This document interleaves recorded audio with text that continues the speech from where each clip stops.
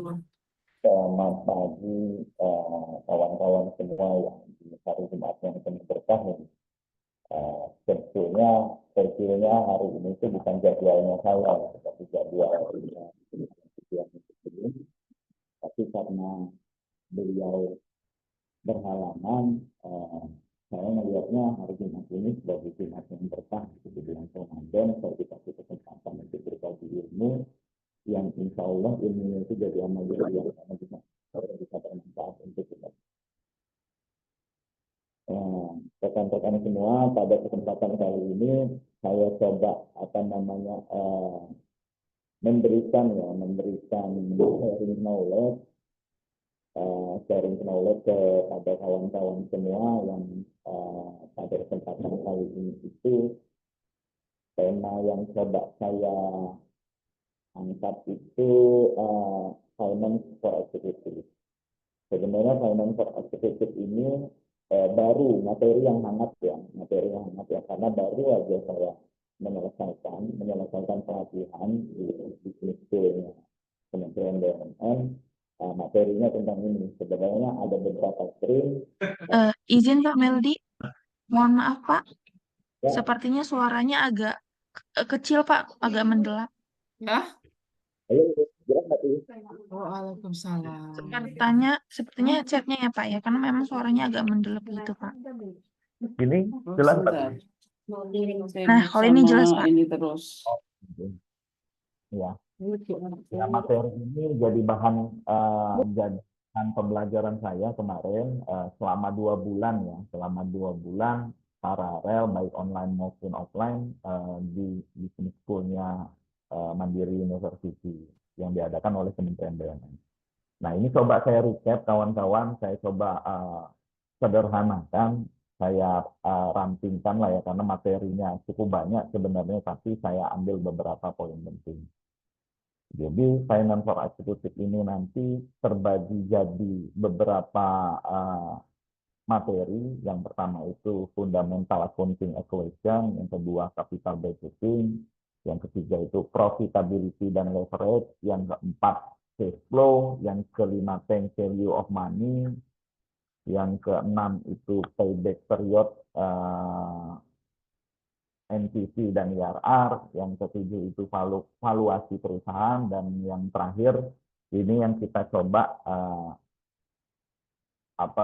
spesifikan dengan valuasi perusahaan dengan metode discounted cash flow. Yang pertama coba saya sampaikan yaitu fundamental accounting equation. Mungkin kalau untuk kawan-kawan yang basically orang keuangan ya, ini jadi hal yang makanan sehari-hari, di mana dalam suatu perusahaan itu kita sudah, kalau untuk kawan-kawan operasional mungkin coba saya sampaikan secara umum ya, bahwa di dalam suatu perusahaan itu hal yang paling fundamental itu adalah aset. Aset itu total seluruh peralatan, inventory, terus kemudian stok, material, itu kita sebut dalam accounting itu sebagai aset. Sumber aset itu dari mana? Sumber aset itu terbagi menjadi dua. Ada yang pendanaannya berasal dari leverage atau dari hutang, kemudian ada yang pendanaannya berasal dari modal yang ditanamkan di perusahaan tersebut. Misalkan si Fulan, ini saya kasih sampel sederhana sedikit, misalkan si Fulan itu membangun suatu perusahaan baru. Dia punya uang 500 juta.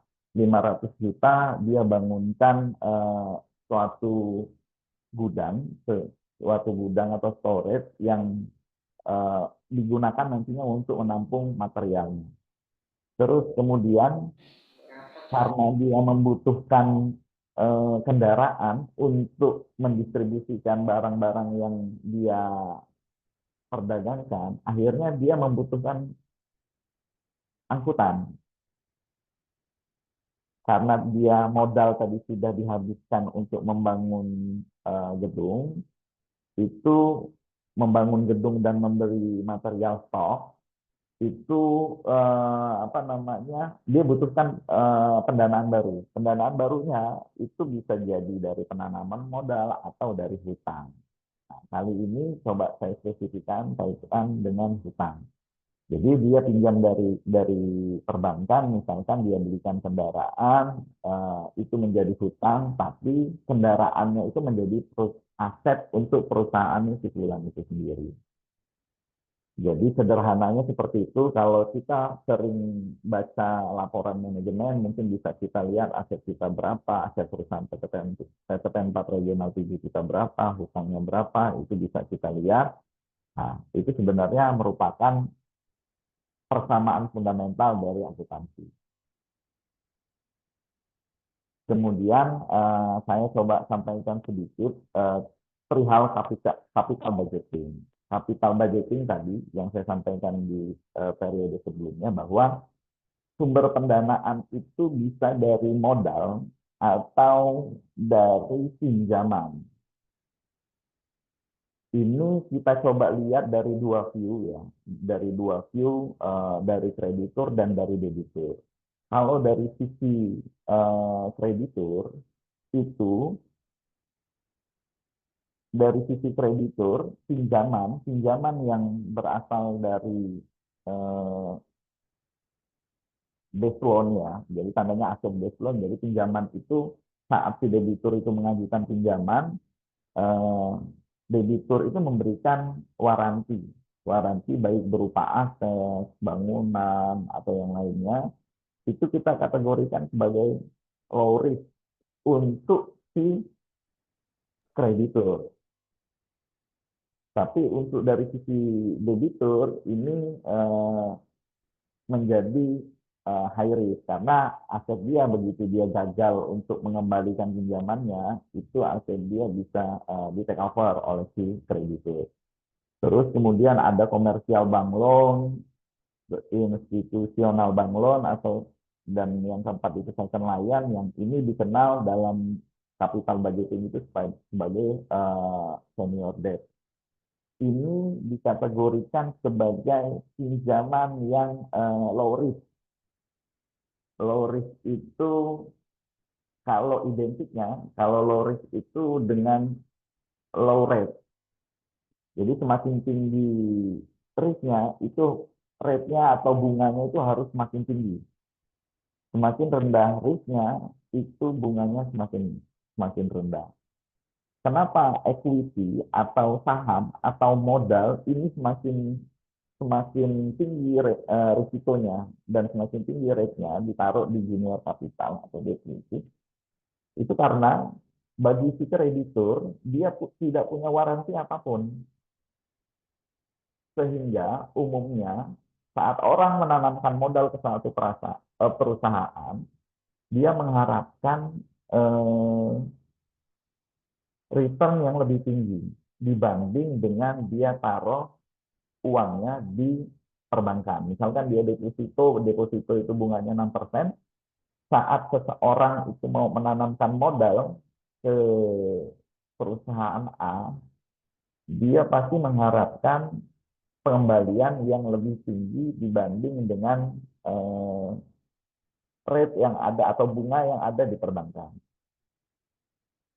Jadi semakin tinggi risiko bagi si kreditur, berarti rate yang dia harapkan itu semakin tinggi. Terbalik dari sisi debitur. Dari sisi debitur, semakin tinggi rate, dia sebenarnya lebih safe. Jadi saat dia ngasih pinjam, secara ini ya, secara pengamanan aset, tapi secara operasional itu menjadi risiko saat dia tidak mampu mengembalikan pinjaman tersebut. Jadi view-nya ada dua, view kreditur dan view debitur. Terus kemudian kaitan dengan profitability dan leverage. Jadi saya coba bahas satu persatu kaitan dengan profitability ya. Jadi ada dua tipe profitability ratio yang biasa digunakan di perusahaan, yaitu operational profitability dan strategic profitability ratio. Nah, untuk operational profitability ratio ini biasanya kita ada laba kotor, ada biaya persen biaya terhadap penjualan, ada commercial profit, ada direct operating profit margin, dan ada EBITDA. EBITDA ini yang biasa kita dengar yang selama ini kita dengar dalam setiap beberapa pembahasan oleh BOD atau BRN itu kaitan dengan EBITDA. Apa sih EBITDA ini? EBITDA itu pendapatan sebelum interest, sebelum pajak, sebelum depresiasi, dan sebelum amortisasi. Jadi pendapatan kotor tapi sudah memperhitungkan biaya penjualan biasanya. Nanti coba kita bahas lagi lebih lanjut. Kemudian ada strategic profitability ratio, itu ada return on asset, jadi pengembalian jika dibandingkan dengan total aset untuk melihat seberapa menguntungkan atau seberapa optimalkah kita menggunakan aset untuk mendapatkan keuntungan. Kemudian ada return on equity, jadi seberapa besar pengembalian kita terhadap equity atau terhadap modal yang ada di perusahaan kita. Jadi saat ada 500.000 misalkan modalnya, kita mampu mengembalikannya itu 50, mampu menghasilkan itu 50, berarti return on equity kita baik. Tandanya kita optimal menggunakan modal yang ada di perusahaan. Secara garis besar seperti ini untuk operational profitability, tadi yang saya sampaikan bahwa di sini ada sales ya, ada penjualan dikurang dengan COGS atau biasa kita sebut dalam operasional kita di perusahaan biasanya kita sebut dengan harga pokok atau biaya pokok produksi ya. Bahasa kerennya kalau kata orang akuntansi itu COGS. Kalau kita biaya produksi lah, biaya produksi tanaman maupun biaya produksi pabrik. Itu selisih dari penjualan terhadap COGS, itulah yang kita sebut sebagai gross margin. Yang kita sebut sebagai gross margin. Sedangkan selain COGS tadi, selain biaya pokok produksi tadi, ada juga biaya penjualan. Biaya penjualan ini tidak termasuk di dalam COGS. COGS ditambah biaya penjualan itu, biaya penjualan dikurang dengan COGS, terus dikurang dengan selling expense atau biaya marketing, biaya penjualan, itu kita sebut dengan commercial margin. Apa sih selling expense misalkan ya? Apa sih COGS? Biaya panen itu masuk kategori COGS. Biaya pemeliharaan pabrik, pemeliharaan tanaman menghasilkan itu masuk COGS. Apa sih yang masuk? Salah satunya masuk biaya penjualan, biaya pengangkutan dari PKS, pengangkutan CPO dari PKS ke IPNG, itu merupakan biaya penjualan. Terus kemudian biaya pelayanan di IPNG ke kapal ke kapal bayar itu masuk kategori biaya penjualan. Bagaimana dengan bakery misalkan yang dia penjualannya itu loko pabrik, itu biaya penjualannya tetap ada karena ada mekanisme pelelangan yang mewajibkan kita memberikan fee pemasaran terhadap KPB. Jadi tetap ada biaya penjualannya. Terus ada R&D. Dari R&D ini dijumlahkan antara COGS, selling expense, R&D, itu kita peroleh direct operating profit margin. Terus kemudian ada biaya lain-lain, misalkan SG&A, ya, biaya umum, biaya administrasi, itu yang kita peroleh kalau kita jumlahkan seluruh biaya ini, kemudian penjualan kita kurangi seluruh biaya ini, itulah yang kita peroleh namanya EBITDA margin. Itu untuk operasional profitability. Nah, contoh berikutnya yaitu tentang strategic profitability. Ini saya sampaikan tadi. Ada equity, ada net profit. Sebenarnya ROE ini untuk melihat, ini kan sering nih kita dengar nih ya, kalau orang-orang kantrek sering nih dengar ROE, ROA. Seberapa optimalkah kita memberdayakan equity yang ada untuk menghasilkan net profit? Itu kita lihat rasionya. Terus untuk ROA itu seberapa optimalkah kita menggunakan aset sehingga menghasilkan net profit. Terus ada juga debt capacity, interest bunga, pembayaran pinjaman itu dibagi dengan EBITDA. Saat pembayaran pinjaman ini sudah lebih besar dari EBITDA, kewajiban yang harus kita bayar kepada kreditur itu lebih besar dari EBITDA kita, itu tandanya kita mengalami defisit cash flow. Itulah yang beberapa tahun lalu kalau kita yang masuk ke PPT-nya periode 2020 ke bawah, itu kita merasakan kita pernah mengalami periode short cash flow tahun 2015-2016 di mana EBITDA kita itu tidak cukup untuk memenuhi kewajiban finansial kita. Sehingga apa yang terjadi? Sehingga banyak yang harus dikorbankan. Termasuk salah satunya mengorbankan kultur teknis dan operasional. Nah, untuk financial leverage, contoh di sini, bahwa ada tadi, ini sebenarnya kan bentar ya. Yang ini tadi sebenarnya fundamental accounting equation ya tadi ya. Jadi persamaan standar bahwa saat ada 100 aset itu terdiri dari modal pinjaman itu 50 dan equity-nya 50. Ini persen leverage-nya berarti 50% pinjaman. Terus kemudian ada contoh yang lain, misalkan perusahaan yang total asetnya sama 100, tapi total pinjamannya 70. Total pinjamannya 70, total equity-nya 30. Sama, struktur asetnya sama, tapi struktur leverage-nya yang berbeda.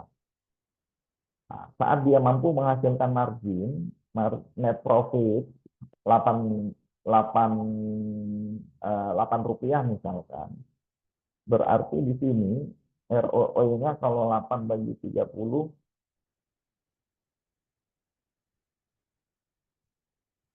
8 bagi 30. ROE-nya 26%.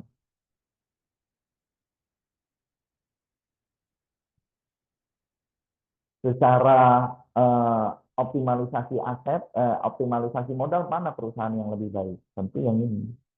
Ini yang lebih baik jika kita bandingkan dengan perusahaan yang satunya. Tapi apakah dia lebih baik secara finansial, secara keseluruhan, belum tentu. Nanti kita bahas di valuasi perusahaan. Jadi ini yang untuk profitability dan leverage ya. Nah, terus kita masuk ke cash flow. Cash flow tadi kan sudah kita sampaikan bahwa ada net profit, ada uang yang dihasilkan dari kegiatan operasional kita, itu itulah yang menghidupkan kita. Itu yang kita hasil dari kegiatan operasional kita dikurang dengan expense atau dikurang dengan biaya, itulah yang kita sebut dengan cash flow. Cash flow inilah yang digunakan untuk kembali mengoperasionalkan aktivitas berikutnya, atau biasa kita sebut darahnya dari korporasi itu cash flow. Jadi kalau kita lihat dari net profit, ini kita bicara cash flow ya, bukan bicara laba rugi. Dari net profit kita tambahkan dengan depresiasi, kita tambahkan dengan inventory, dengan kita kurangi dengan trade receivable, itu kita definisikan sebagai cash flow dari operation. Terus selisih ini masih cash flow from operation-nya positif. Positif berarti capital expenditure-nya kita masih bisa menempatkan capex atau investasi, kita misalkan memanfaatkannya untuk investasi dari sisa cash flow tadi.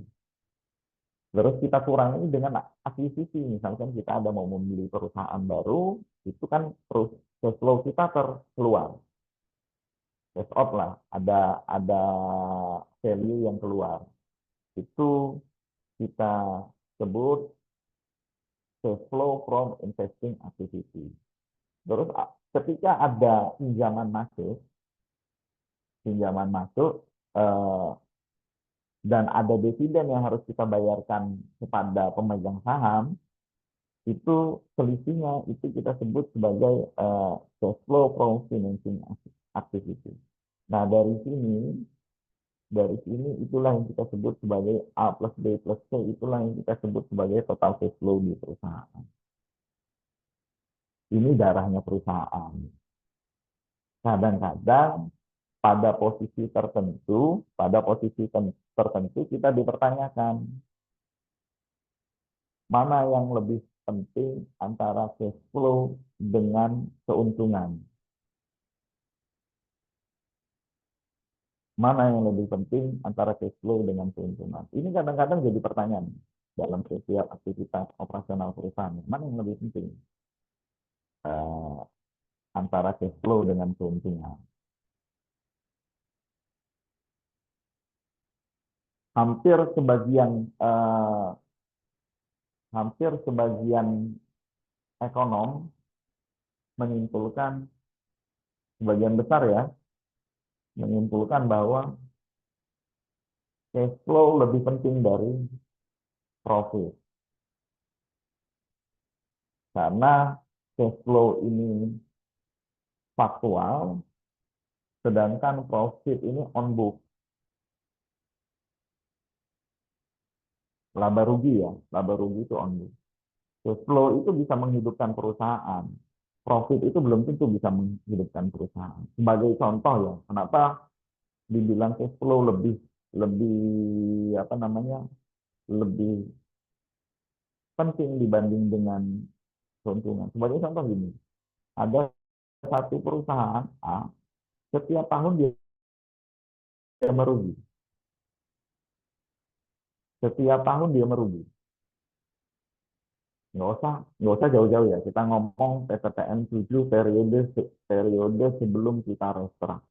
Dari tahun 2016 sampai dengan tahun 2019, 3 tahun kita mengalami kerugian yang cukup signifikan. Tapi apakah perusahaan kita bankrupt? Tidak. Karena secara cash flow kita masih mampu mendanai kegiatan operasional kita. Atau ada perusahaan A, dia merupakan anak perusahaan dari perusahaan besar misalkan ya. Dia setiap tahun merugi. Setiap tahun merugi. Tapi disuntik terus dana dari perusahaan induknya. Disuntik terus, dikasih pendanaan terus. Apakah dia bangkrut? Enggak. Walaupun dia rugi. Tapi saat suatu perusahaan mengalami defisit cash flow yang parah, dia tidak mampu membayar kewajiban-kewajibannya, itu perusahaan itu langsung bangkrut. yang hampir baru-baru ini terjadi itu di salah satu BUMN ya. Salah satu BUMN besar yaitu Garuda. Garuda saat dia mengalami pasca kejadian COVID, itu dia mengalami shortage cash flow atau cash flow-nya negatif itu luar biasa gitu besarnya. Karena dari tahun 2019, 2020 sampai dengan 2021, mereka harus tetap membayar kewajiban sewa kepada pemilik pesawat. Kepada pemilik pesawat. Mereka harus tetap bayar kewajiban. Sehingga saat turnover dia COVID selesai, dia sudah kehabisan nih. Darahnya sudah habis. Kalau kita pernah dengar, waktu itu saya pernah baca berita bahwa Dewan Komisarisnya tidak digaji, direkturnya tidak digaji, tiket Garuda itu mahal, gitu kan. Terus ada pemutusan hubungan kerja atau karyawannya yang dirumahkan karena jumlah penerbangan, untuk membiayai jumlah penerbangan mereka nggak sanggup. Akhirnya apa? Akhirnya perlu dilakukan strategi secara korporasi untuk menyehatkan itu. Kalau tidak, saat itu di 2021 bangkrut. PT Garuda itu sudah bangkrut. Akhirnya itu dilakukan strategi di korporasi, strategi valuasi perusahaan, mereka melakukan debt to equity swap. Jadi pinjaman-pinjaman mereka melalui PKPU dijembatani oleh pemerintah itu kewajiban mereka, kewajiban pembayaran hutang mereka di convert menjadi equity, menjadi modal. Jadi harapannya si kreditur tadi dan si penyewa apa namanya pesawat tadi hanya mengharapkan pembagian dividen dari PT Garuda. Mereka pun si krediturnya berhitung kalau mereka pilotkan Garuda apa yang mereka dapat. Toh Garuda memang nggak bisa bayar juga saat itu ya, karena ekuitasnya memang sudah negatif. Akhirnya langkah yang diambil itu debt to equity swap. Itu yang saya sampaikan bahwa bahayanya cash flow negatif dengan bahayanya perusahaan rugi. Mohon maaf karena ini jam 10, kita berdiri sejenak untuk menyanyikan lagu Indonesia Raya.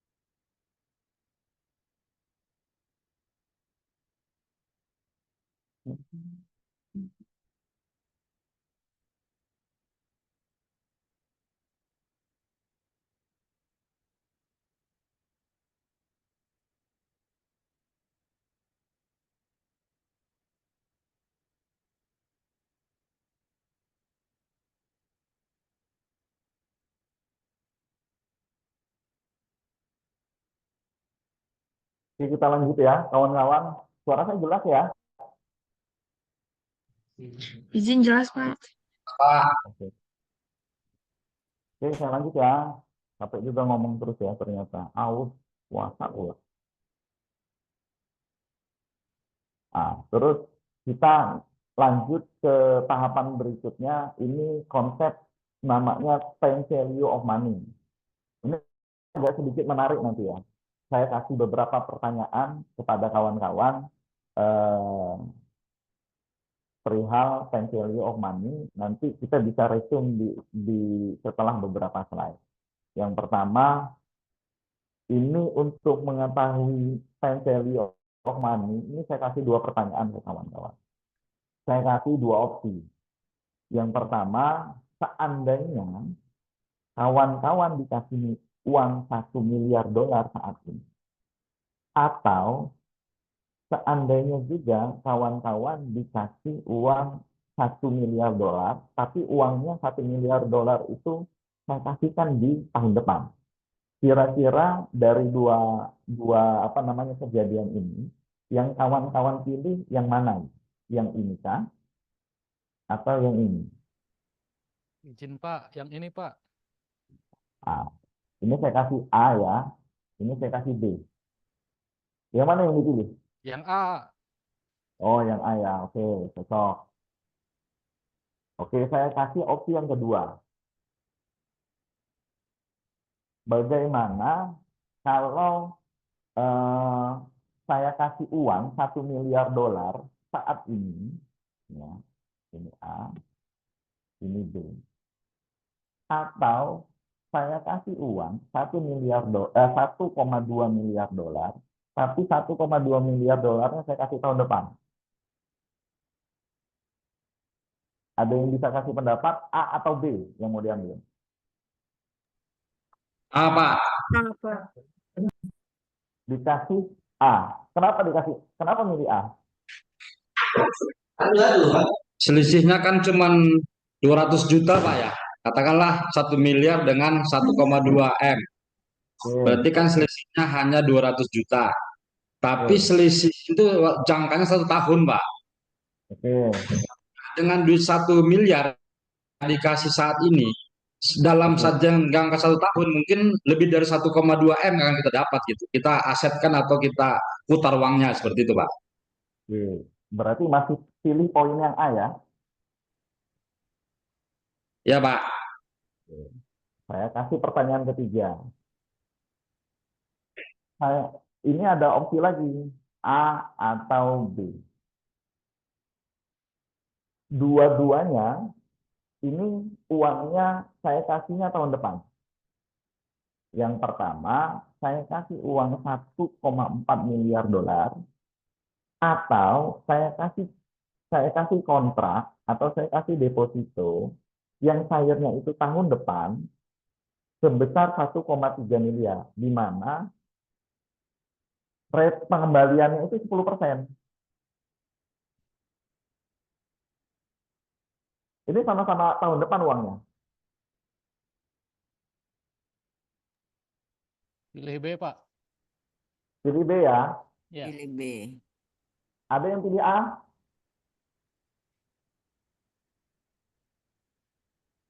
Nggak ada ya. Oke. Sedikit berbeda dengan yang tadi. Saya tambahkan lagi. Saya tambahkan lagi. Saya kasih 2 miliar tahun depan dengan 1,3 miliar, tapi dengan pengembangan 10%. Pilih A atau pilih B.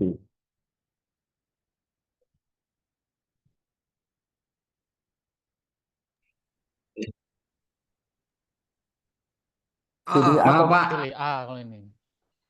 pilih A ya. Ya. Oke. Apa yang bisa kita resume dari sini? Saat kita berbicara tentang nilai suatu uang, itu ada satuan lain yang menjadi pertimbangan kita saat kita mengambil keputusan. Contoh di poin yang kedua tadi. Kenapa kita ngambil kawan-kawan lebih banyak mengambilnya B? Karena kawan-kawan memperhitungkan pengembangan dari dari 1,3 miliar tadi. Kalau ada pengembangan 10% dari 1,3 miliar, berarti kan lebih dari 1,4 miliar. Iya kan? Padahal nilai yang sama saat ini, yang poin A ini 1,4 miliar, poin B itu 1,3 miliar. Tapi yang poin A ini tidak dikembangkan atau tidak digunakan, dananya didiamkan saja. Yang poin B ini 1,3 miliar, tapi dikembangkan untuk usaha atau yang lainnya, sehingga menghasilkan 10% pengembangan. Maka kita lebih dominan atau lebih prefer untuk ngambil yang poin B. Ini namanya time value of money. Uang semakin lama itu nilainya semakin turun karena ada inflasi di sana, gitu. Atau sebaliknya uang kalau kita kembangkan dengan benar, dengan nilai pengembangan yang benar, itu setiap tahunnya akan bertambah. Tapi kalau uang itu kita biarkan, kita diamkan, uang itu nggak bakal bertambah. Ini namanya konsep time value of money. Jadi sebagai contoh dalam suatu kegiatan usaha ya, dalam suatu kegiatan usaha. Tadi kita menanamkan modal di sini di tahun ke-0 atau tahun ini sebanyak 100.000. Di tahun kedua, di tahun pertama, tahun berikutnya, itu kita menghasilkan nilai 20 rupiah. Di tahun berikutnya lagi kita menghasilkan nilai 30 rupiah. Di tahun berikutnya lagi kita menghasilkan 40 rupiah dan next terakhir di 50 rupiah. Disebutkan bahwa nilai inflasi atau rate yang berjalan itu 10%. Pertanyaannya, apakah nilai 20 yang kita hasilkan tahun depan itu sama dengan nilai 20 kalau kita ada uangnya tahun ini? Ada yang bisa jawab?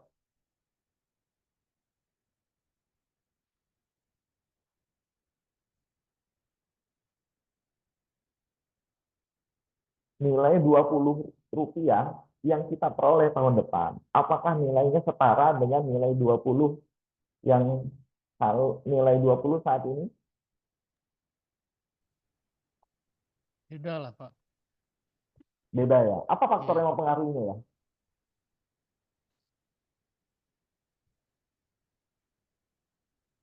Karena nilainya ya tadi Pak yang disebutkan tadi ada apa? Ada inflasi itu ininya waktu itu Pak. 20 kita terima sekarang dibandingkan 20 nilai 20 di tahun berikutnya, tahun ke-1 gitu kan ya. Ya, tahun 1 ya. Beda ya nih. Iya nilainya. Walaupun secara intrinsiknya sama gitu, 20 gitu Ya, kan. oke. Benar. Terima kasih Mas Denta. Mas Denta ya dia tadi ya? Betul Pak. Oke, benar. Jadi, Hadiahnya ya Pak ya. oh gampang. Nanti Mbak Si yang kasih hadiahnya. Jadi nilai 20 rupiah ini yang kita peroleh tahun depan itu tidak sama nilai dengan nilai 20 rupiah yang kita peroleh tahun ini. Berapakah nilainya? Atau dikenal dengan istilah dalam perhitungan kelayakan investasi itu sering kita sebut dengan present value, atau ini biasa kita sebut dengan present value.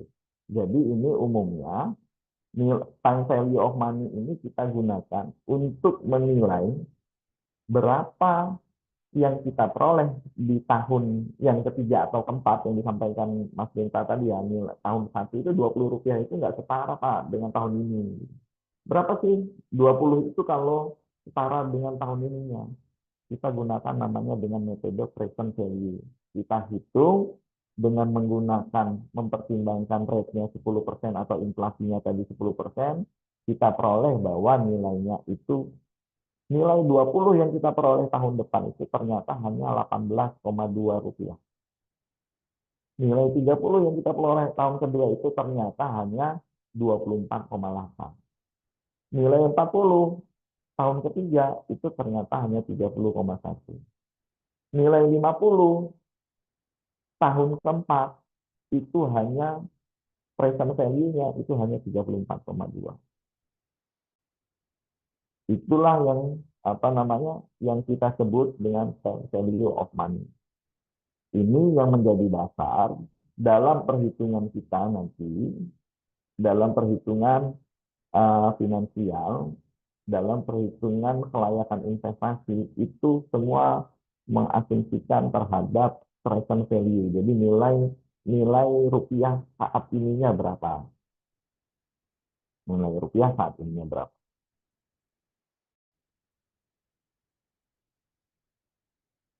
Di yang keenam itu ada payback period dan payback period, net present value dan IRR.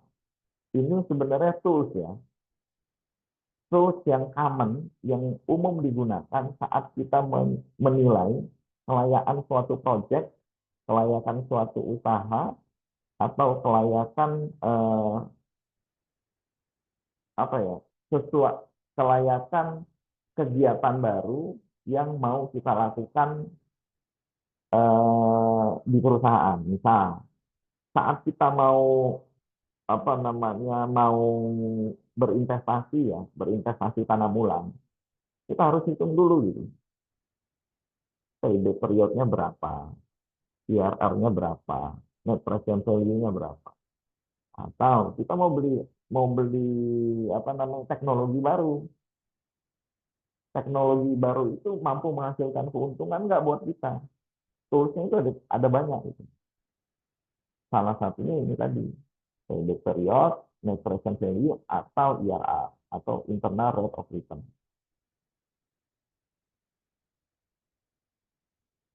Contoh satu.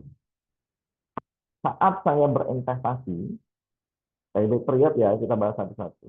Payback period, saat kita berinvestasi $100 pada tahun ke-0, saya menghasilkan Rp20 pada tahun pertama, Rp30 pada tahun kedua, Rp40 pada tahun keempat,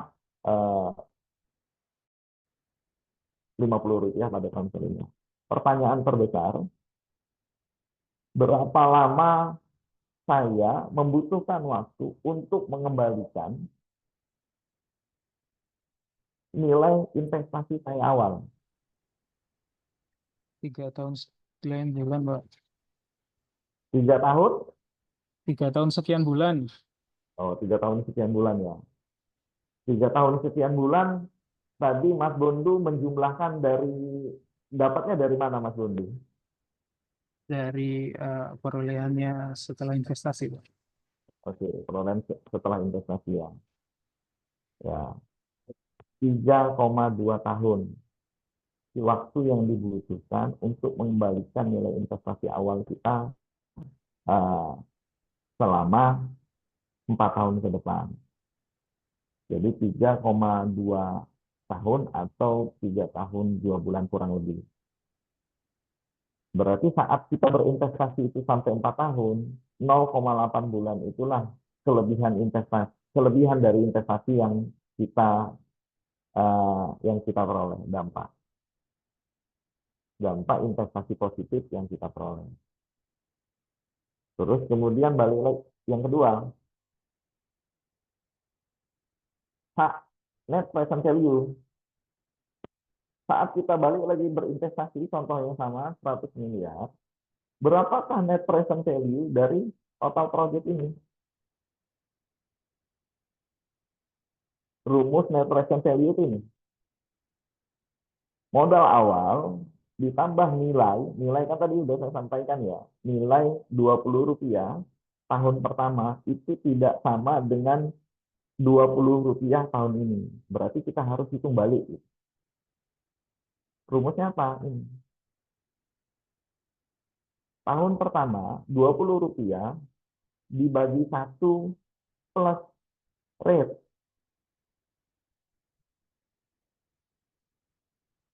1 plus rate itu berarti kan 1,1. Berarti 20 dibagi 1,1 itu 18, something. Terus 30-nya sama, yang tahun kedua. Itu nilai yang kita peroleh tahun kedua dibagi dengan 1 plus R pangkat 2. Kenapa R pangkat 2? Ini tahun kedua. sampai seterusnya, sampai tahun keempat. Sehingga yang kita peroleh berapa? Net present value dari project yang tadi kita sampaikan di depan itu 7,2. NPV rule. Kita perlu ingat untuk menyatakan bahwa sebuah project atau bisnis dinyatakan layak apabila total net present value-nya itu lebih dari 0 atau tidak negatif, itu kita nyatakan layak. Tapi besarnya layak atau tidak, besarnya kelayakan itu, ini kan dinyatakan layak dulu nih. Ini layak, proyeknya dinyatakan layak. Kenapa? Nilainya lebih dari 0.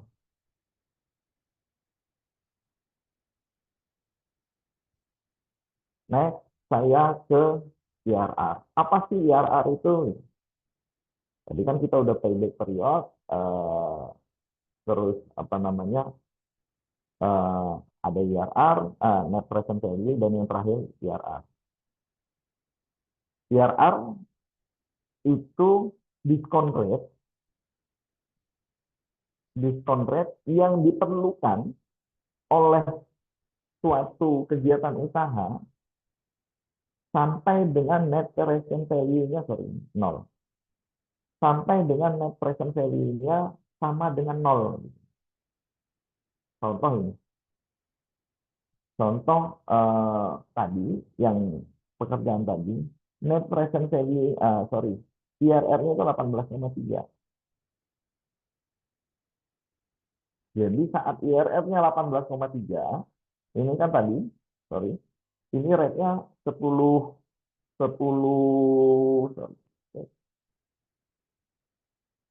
rate-nya 10 ya. Nah, saat kalau ini rate-nya itu 18,93, net present value ini jadi 0. Net present value ini jadi 0. Kalau tadi, kalau rate-nya 10, itu IRR-nya 7, NPV-nya 7,2. Jadi 18,93, dia 18,93 inilah IRR-nya. Kalau rate-nya di luar pinjaman tadi ya, saat kita mau ngambil tadi kan NPV-nya bagus tuh. NPV-nya saat kita mau melakukan project, kita hitung bahwa kita bakal memperoleh dampak positif atau EBIT value dari kegiatan operasional itu sebanyak selama 4 tahun itu sekian. Kita punya IRR 18,93. Kita nggak punya uang untuk memulai kegiatan bisnis itu. Kita cari pinjaman. Kalau pinjamannya lebih besar dari 18,93, itu kita nggak bakal dapat apa, bahkan kita merugi. Ini tadi IRR. Sebuah proyek atau bisnis dinyatakan layak apabila IRR itu lebih tinggi dari rate yang berlaku pada umumnya. Jadi kalau IRR-nya 18,93, rate-nya yang common ada di perbankan itu 20, berarti proses atau proyek itu kita nyatakan tidak layak. Tapi apabila IRR kita 18,93, tapi rate yang berlaku itu hanya 8%, ya berarti ya layak proyek itu. Itu penggunaan IRR di dalam apa namanya, di dalam menghitung kelayaan sebuah proyek atau bisnis yang berjalan. Nah, ini contohnya tadi. Ini IRR-nya itu 12,83. Rate-nya 10%. Yang pekerjaan tadi ya. Maka ini lebih besar dari rate, kita nyatakan bahwa proyek ini sebagai proyek yang layak.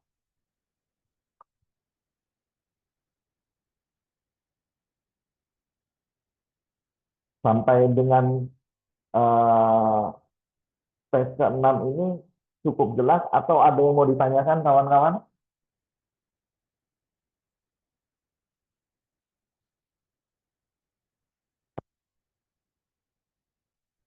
Ada yang mau ditanyakan? Sebelum kita masuk ke valuasi perusahaan.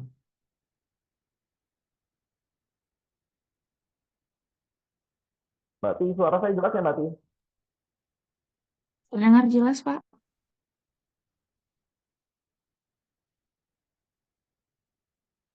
Nggak ada ya, kalau nggak ada yang nanya, saya lanjut ke apa namanya valuasi perusahaan. Saya lanjut ke valuasi perusahaan. Apa sih valuasi perusahaan itu ya? Valuasi perusahaan merupakan langkah strategis yang dilakukan guna memberikan dampak peningkatan value dari perusahaan itu sendiri. Kenapa valuasi perusahaan menjadi begitu penting? Valuasi perusahaan ini menjadi fundamental atau menjadi pijakan dasar saat kita menentukan langkah hukum korporasi.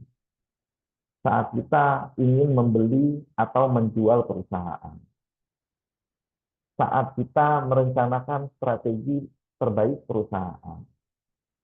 Saat kita melakukan strategi untuk menyelamatkan perusahaan. Saat kita akan melaksanakan IPO. Atau yang terakhir, saat kita akan melakukan pendanaan. Contoh sederhana, kawan-kawan, contoh sederhana valuasi perusahaan yang digunakan untuk menyelamatkan atau menyehatkan kondisi perusahaan. Itu ya yang kita alami saat ini di PTPN Group. Di PTPN Group, kalau kita lihat, kalau kawan-kawan yang mengikuti proses transformasi ya, proses transformasi didirikannya Palemco, PTPN 4, didirikannya PTPN 1, didirikannya PTSDM. Sebenarnya itu merupakan salah satu langkah strategi perusahaan. Dasar yang dilakukan itu apa? Pertama hal yang dilakukan itu apa? Itu valuasi perusahaan. Mengapa? Kita bertanya lagi ya. Sebelum tahun 96, itu PTPN tersebar di seluruh Indonesia dengan berbagai macam dengan berbagai macam nama PTPN ya, PTPN 1, PTPN 31, PTPN 10, PTPN 32, PTPN 23, banyak. Tahun 1996 itu diklasterisasi berdasarkan teritori. PTPN 1 wilayah Aceh, PTPN 2 wilayah Aceh dan Sumatera Utara. Terus sampai dengan ke Sulawesi PTPN 14. Saat ini diklasterisasi lagi berdasarkan core bisnisnya. Core bisnisnya apa? Core bisnisnya sawit, supporting, non sawit dan tebu, dan SDM. Kalau kita ngikutin prosesnya ya, kenapa SDM itu dibentuk? Yang dulu di pengembangan mungkin Mas Agung Bondu ya yang pernah ngikutin. Itu saat terbentuknya SDM itu sebenarnya ada proses due diligence dulu. Due diligence yang rencananya nanti akan dilakukan divestasi. Divestasi itu apa sih? Tadi setelah kita bentuk SDM itu kita tahu nilai perusahaan itu berapa SDM itu. Nilai perusahaan kalau saya nggak salah ya saat itu nilai perusahaan dari SDM itu kurang lebih 5, sekian triliun. 11, sekian triliun. Nilai perusahaan PT SDM itu sekarang. Saat itu kita kesulitan tuh. Tahun itu kita kesulitan. Karena holding itu punya beban pinjaman yang harus dibayar. Mau minjem lagi sudah nggak bisa. Mau IPO belum bisa. Akhirnya apa? Ya tadi divestasi. Apa yang pertama dilakukan ya evaluasi perusahaan dulu. Yang dilakukan oleh eh, direktur, yang dilakukan oleh apa namanya CEO, apa evaluasi perusahaan dulu. Menilai dulu nilai perusahaan itu berapa. Baru merencanakan strategi terbaiknya perusahaan seperti apa. Apakah sumber pendanaan tadi kita kita ambil dari apa namanya IPO, atau kita ambil dari hutang, atau kita ambil dari investasi, atau strategi pendanaan lainnya. Tapi apa yang harus dilakukan itu tadi evaluasi perusahaan dulu. Saat itu masuk pendanaan digunakan untuk apa namanya untuk kegiatan memperluas kegiatan usaha, berarti ada added value untuk perusahaan itu sendiri. Supaya apa? Value perusahaannya juga naik. Nilai perusahaannya jadi naik. Ada yang mau ditanyakan kaitan dengan valuasi perusahaan?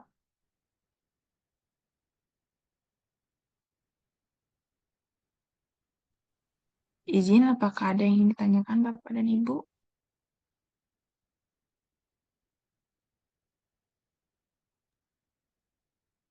Belum, Mbak Tia. Belum ya. Tapi suara saya cukup jelas ya. Jelas, Pak. Oke. Ya, lanjut lagi ya. Nah, di dalam valuasi perusahaan itu ada beberapa pemahaman dasar. Yang pertama, valuasi perusahaan yang bersifat intrinsik. Jadi valuasi aktual intrinsic value itu sebenarnya valuasi aktual perusahaan dengan berdasarkan nilai aset. Tadi yang saya sampaikan di depan ada nilai aset, terus kemudian investasi atau berdasarkan karakteristik keuangan perusahaan. Umumnya metode yang digunakan untuk jenis valuasi ini adalah discounted cash flow. Yang kedua, comparable value merupakan valuasi perusahaan yang dilaksanakan dengan membandingkan nilai aset atau investasi perusahaan dengan aset atau indeks perusahaan sejenis lainnya. Umumnya, metode yang digunakan untuk valuasi jenis ini adalah price to earning atau price to book ratio atau membandingkan financial matrix. Kemudian ada contingent value, merupakan valuasi aktual perusahaan dengan menambahkan faktor-faktor eksternal yang maupun kemungkinan-kemungkinan yang akan terjadi di masa yang akan datang. Jadi, tadi yang saya sampaikan, saat kita membentuk suatu perusahaan atau kita valuasi perusahaan, kita prediksi lagi 5 atau 10 tahun yang akan datang, kondisi perusahaan seperti apa. Bagaimana cara memprediksi kondisi perusahaan 5 atau 10 tahun yang akan datang. Itulah ada yang namanya RJPP, rencana jangka panjang perusahaan. Itu sebenarnya gunanya apa? Sebenarnya untuk salah satunya untuk memprediksi kemungkinan-kemungkinan yang terjadi di masa yang akan datang. Karena dari RJPP itulah kita punya growth produksi itu berapa, productivity itu berapa, kenaikan rendemen itu berapa, sehingga nantinya cash flow yang dihasilkan oleh perusahaan itu berapa. Kalau sudah dapat cash flow dari perusahaan tahun ke-1 sampai dengan tahun ke-10, berarti kita bisa hitung balik perusahaan value-nya. Sehingga nilai perusahaan tadi yang misal, kalau kita menggunakan metode intrinsik ya, intrinsic value ini hanya 10, jadi kondisi aktual perusahaan saat ini itu hanya 10 nilainya. Tapi saat kita sampaikan bahwa dengan berbagai upaya, bahwa nanti perusahaan kita akan meningkatkan productivity, rendemen kita naik, melakukan efisiensi biaya selama 10 tahun yang akan datang, itu jadi value perusahaannya nggak 10 lagi. Tapi value perusahaannya menjadi 20. Bisa jadi menjadi 30. Saat Pak value perusahaannya menjadi 30, nah ini yang kita bilang tadi. Kita bisa tarik pendanaan baru untuk mendukung RGPP kita tadi. Untuk mendukung RGPP kita tadi. Sehingga apa? Pertumbuhan perusahaannya bisa tetap terjaga. Tapi kalau kita nggak ngambil langkah pendanaan tadi, pertumbuhan produksi kita ya seperti itu aja. Pertumbuhan perusahaan kita ya kayak gitu aja. Oke, saya naik. Nah,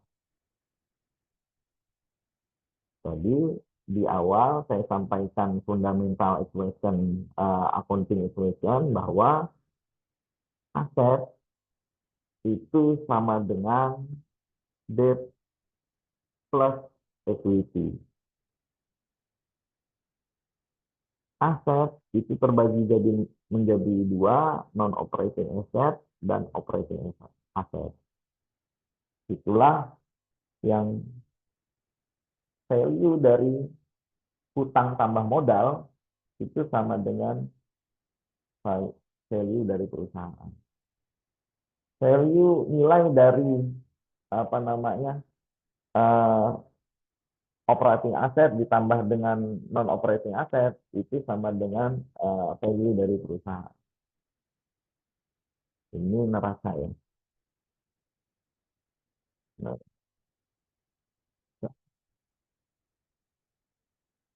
kuat.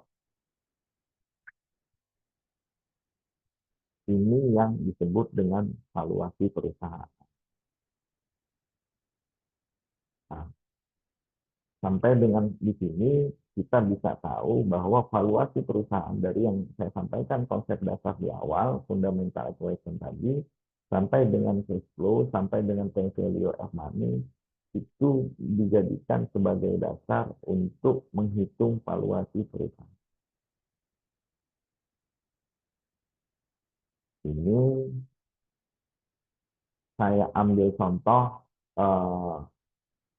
ada banyak ya tadi yang saya sampaikan, ada untuk menghitung valuasi perusahaan tadi ada metodenya price to book ratio, ada price to earning ratio, terus ada banyak lah metodenya ya. Tapi coba saya ambil yang saya coba ambil itu metode valuasi perusahaan dengan menggunakan discounted value, discounted cash flow. Ini metode yang paling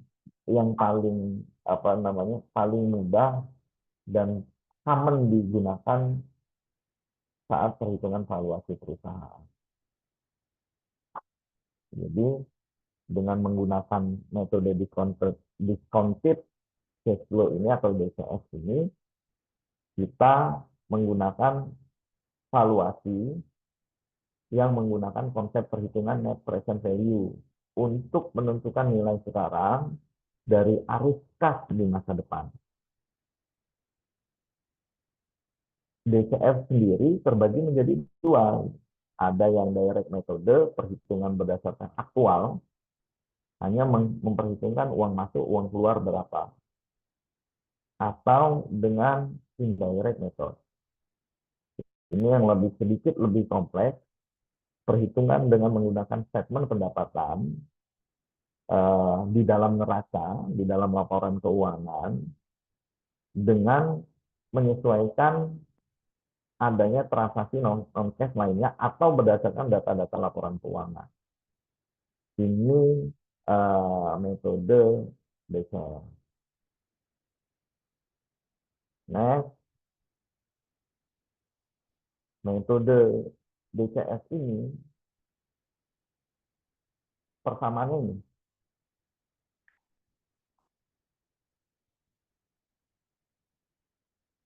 Bersama. Ini kan tadi ya.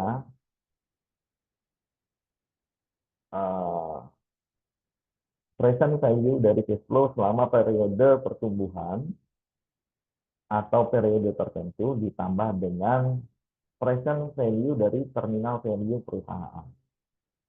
Rumusnya apa? Rumusnya ini value of firm atau value itu sama dengan penjumlahan dari atau net present value dari free cash flow dibagi dengan 1 plus WACC ditambah present value dari terminal value, terminal firm value. Tadi ada free cash flow ini, free cash flow firm itu tadi sudah dijelaskan sebelumnya.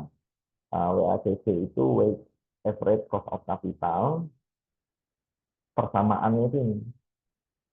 KD ini cost of debt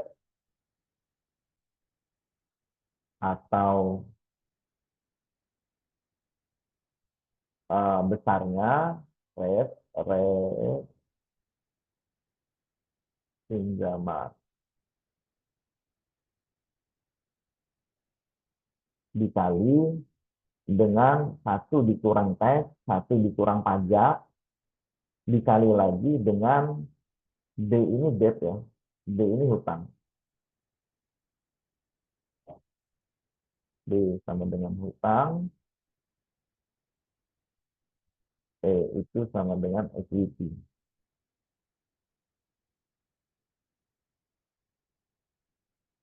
Jadi WACC itu persen rate dikali dengan 1 dikurang persentage dikali dengan hutang dibagi dengan total hutang plus modal atau hutang dibagi dengan aset. Ditambah KE ini cost of equity, cost of equity atau penambahan value atau penambahan rate yang diharapkan oleh kreditur saat mereka menanamkan modal dikali dengan equity dibagi dengan debt plus equity. Itu yang disebut dengan WACC, weighted average cost of capital. Jadi dia penjumlahan dari cost of debt sebenarnya, rate-nya pinjaman dengan cost of equity dikali dengan total equity itu sendiri. Sebagai contoh, saya coba kasih satu case. Case ini sebenarnya bukan murni saya yang ngerjakan ya, grup saat saya pelatihan kemarin. Jadi di situ ada orang keuangan, ada orang operation, ada orang campur-campur lah dari beberapa BUMN, dikasih contoh kasus untuk dianalisa dan dipecahkan permasalahannya. Saya coba buka software sebentar.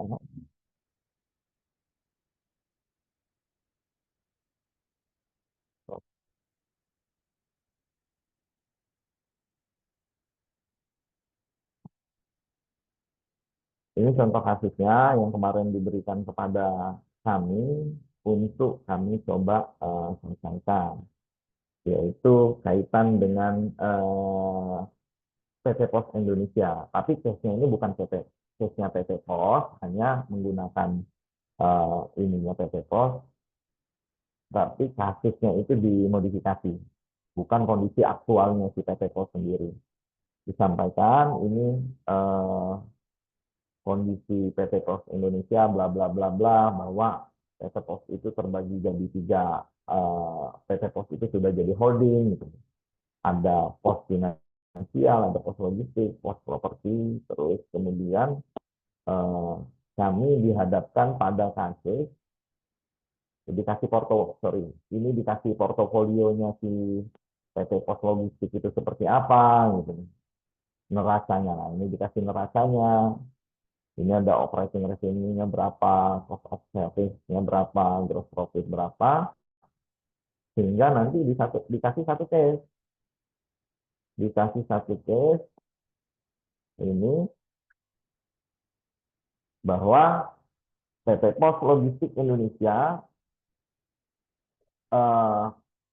dikasih kesempatan untuk menggantikan teknologi, memanfaatkan teknologi baru di dalam salah satu warehouse-nya. Yang investasinya itu membutuhkan kurang lebih 20 miliar.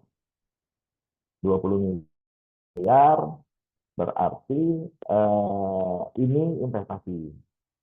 Sumber pendanaannya nanti kita cari. Terus kemudian nilai ekonomis dari investasi itu 5 tahun dengan residual value atau terminal value-nya hampir nol. Dengan menggunakan teknologi ini dan teknologi ini dilakukan dengan memodifikasi existing fasilitas dan membutuhkan bangunan baru, di mana sebenarnya bangunan baru itu sudah ada, hanya membutuhkan kurang lebih 15 miliar untuk modifikasi. Ini disampaikan bahwa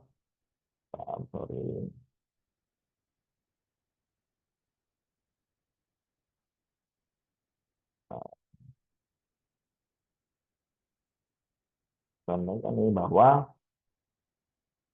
operating revenue-nya PT Pos itu tahun lalu 2,1 T gitu.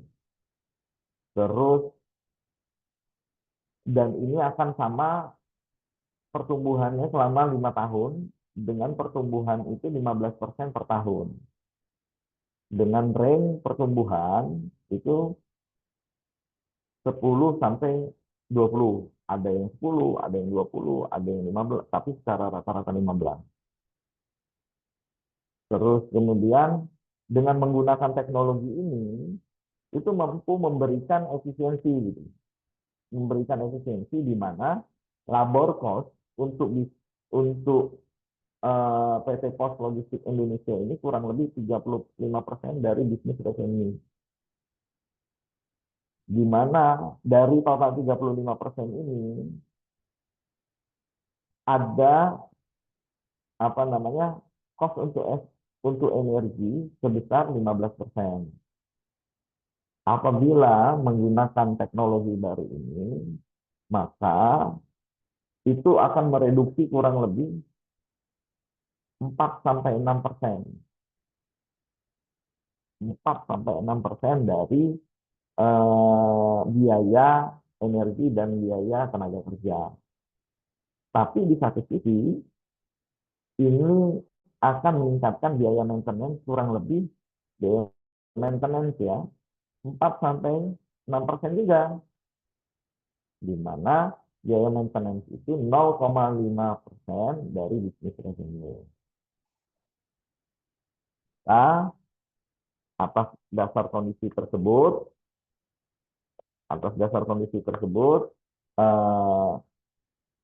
dengan mempertimbangkan pertumbuhan revenue 5 tahun, kita diminta untuk menghitung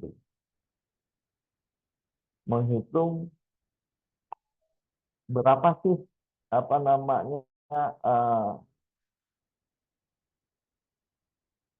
apa faktor yang penting untuk BOD memutuskan melanjutkan investasi sebagai cost saving project atau investasi untuk meningkatkan bisnis. Yang kedua, apakah proyek ini meningkatkan value dari perusahaan, atau yang terakhir komponen finansial apa yang berpengaruh signifikan terhadap kelayaan proyek tersebut di atas. Jadi kami diminta menghitung, kami coba hitung, kemudian saya cari yang lain.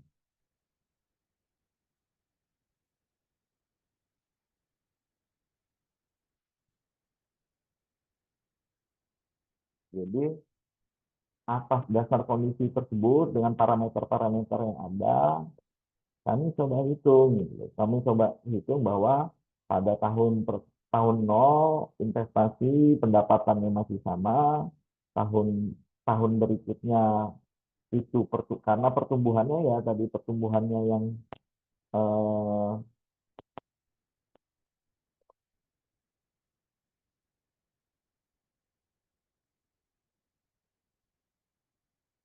dengan memperhitungkan pertumbuhan pendapatannya 15%, makanya setiap tahun dia tumbuh gitu loh, revenue-nya, pendapatannya. Tapi dengan teknologi baru itu dia mampu menurunkan cost dari biaya tenaga kerja. Ini terus kenaikan depresiasi akibat dari investasi tadi ya, kenaikan dari jadi 55M ini, nah, kita ambil dari sini, ada depresiasinya, kita hitungkan. Tadi WACC ini itu 11,43, pajak penghasilannya 22, sehingga kalau kita bisa hitung arus kas bebasnya, itu tahun pertama itu 60,41, tahun kedua 67,66, dan berikutnya, sehingga terminal value-nya 851,7, totalnya menjadi 946. Kalau kita buat present value-nya itu tadi ya tahun pertama tadi 60,4, present value-nya itu 54,26, tahun kedua itu 67,66, tapi kalau kita hitung sebagai present value-nya saat ini itu hanya 54,57, tahun ketiga, tahun 4, tahun kelima, sehingga total dari seluruh NPV-nya ini, NPV-nya itu 1,01. NPV arus kas ya, arus kas itu 1,01. Berarti apa? Berarti proyeknya layak. Proyek tadi penambahan tadi layak. Terus kemudian kalau dengan terminal value-nya kita tambahkan terminal value menjadi 498,76. Nah, jadi kan ditambahkan ada parameter pengurangan biaya sama apakah investasi yang baru teknologi tadi digunakan untuk pengurangan untuk efisiensi biaya atau kita gunakan untuk meningkatkan pendapatan. Jadi kita bandingkan gitu, dengan metode valuasi perusahaan tadi bahwa saat apa namanya skema optimis ya, skema pesimis itu saat pengurangan biayanya hanya 4%, justru proyek tadi tidak memberikan dampak positif untuk perusahaan. Kenaikan biaya pemeliharaannya itu juga naik dari 4 sampai 6, 4, kita buat variasi 4, 4,5, 5, 5,5 sampai 6, itu juga berpengaruh gitu ternyata. Pada posisi pengurangan biaya itu 5% dan kenaikan biaya pemeliharaan itu 4%, dia memberikan dampak positif untuk perusahaan, net present value-nya menjadi 1,482. Saat dia naik, hanya naik 0,5%, pengurangan biayanya, present value-nya tumbuh jadi 24,883. Tapi saat pengurangan biayanya itu hanya memberikan dampak 4%, negatif dia, menjadi tidak layak investasinya. Nah, kita bandingkan, tadi pertanyaannya, kita bandingkan dengan bagaimana kalau kita gunakan. Kita gunakan untuk apa namanya pertumbuhan pendapatan. Jadi dengan menggunakan ini sebagai pertumbuhan pendapatan, kita juga bisa lihat gitu, saat pengurangan biaya itu 4%, pertumbuhan pendapatan itu hanya 20%, ini NPV-nya negatif. Saat pertumbuhan pendapatannya naik jadi 25%, NPV-nya jadi positif. Bahkan saat pengurangan biayanya ini di 6%, NPV-nya tadinya hanya 1, dan pertumbuhan pendapatannya itu 25%, itu menjadi NPV-nya, net present value dari perusahaan PT Pos Indonesia tadi menjadi 131. Poin apa yang bisa kita ambil hikmah dari sini, dari apa namanya, jadi perhitungan valuasi perusahaan ini, saya memberikan contoh bahwa perhitungan valuasi perusahaan ini kita gunakan untuk strategi operasional gitu. Strategi operasional terhadap investasi yang akan kita laksanakan. Ya, balik yang saya sampaikan di sebelumnya, dengan adanya kondisi seperti ini, nanti kan terbentuk RJTP. Terbentuk RJTP bahwa pertumbuhan pendapatan itu harus 25%. Pengurangan biaya minimal 5%. Pengurangan biaya. Sama seperti contoh saat kita melaksanakan tanam ulang di mana, di kelapa sawit, itu kan disampaikan mungkin kalau kawan-kawan tanaman yang kita gembar-gemborkan saat ini bahwa apa namanya TBM itu hanya sampai tahun tanam TBM tahun tanam keempat itu sudah menghasilkan. Dengan TM1 itu yang menjadi target kita tuh di 16 ton per hektar. Itu apa sih tujuannya? Kenapa sih perusahaan memberi KPI seperti itu? Itu merupakan bagian dari langkah-langkah strategis yang dilakukan oleh perusahaan, yang dilakukan oleh eksekutif-eksekutif yang ada di jajaran BED untuk menjaga bahwa pelaksanaan investasi itu harus memberikan dampak positif bagi perusahaan secara berkesinambungan. Oke.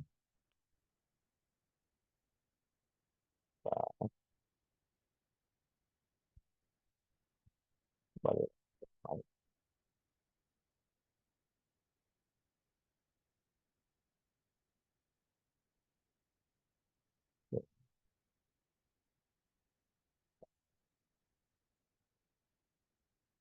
Nah, itu yang bahwa dengan metode perhitungan valuasi perusahaan itu yang yang umum common digunakan ya oleh para eksekutif untuk menyelamatkan perusahaan level BOD level ya, untuk menyelamatkan perusahaan, untuk menyehatkan perusahaan, atau mengambil keputusan strategis terkait dengan perusahaan. Ini coba saya share ke kawan-kawan untuk menambah insight baru. Selain itu, coba kita turunkan gitu. Coba kita turunkan dari view-nya eksekutif itu menjadi view-nya kita sebagai orang operasional. Kalau kita ambil resim tadi dari sekian banyak ya, dari sekian banyak perhitungan tadi, kita bisa resim sebenarnya bahwa setiap aktivitas kita dalam perusahaan, baik operasional maupun supporting, harus memberikan dampak added value positif untuk perusahaan. Karena kalau tidak memberikan dampak positif untuk perusahaan, itu sama aja istilahnya burning money, membakar uang. Perusahaan memberikan kita, menggaji kita, misal 10 juta, 20 juta, 30 juta, tapi kita nggak memberikan aktivitas yang positif, menambah nilai positif untuk perusahaan. 5 atau 10 tahun yang akan datang perusahaan kita pasti akan performanya akan turun. Nah, itu aja yang coba saya share kawan-kawan semua. Mudah-mudahan walaupun belum bisa kita terapkan 100%, tapi paling tidak memberikan view untuk kawan-kawan, insight baru untuk kawan-kawan, dan mudah-mudahan bisa berguna, bermanfaat untuk kegiatan operasional kita di perusahaan, khususnya di PCP 4 Regional 7. Saya rasa itu aja dari saya akhiri. Wabillahi taufiq wal hidayah. Wassalamualaikum warahmatullahi wabarakatuh.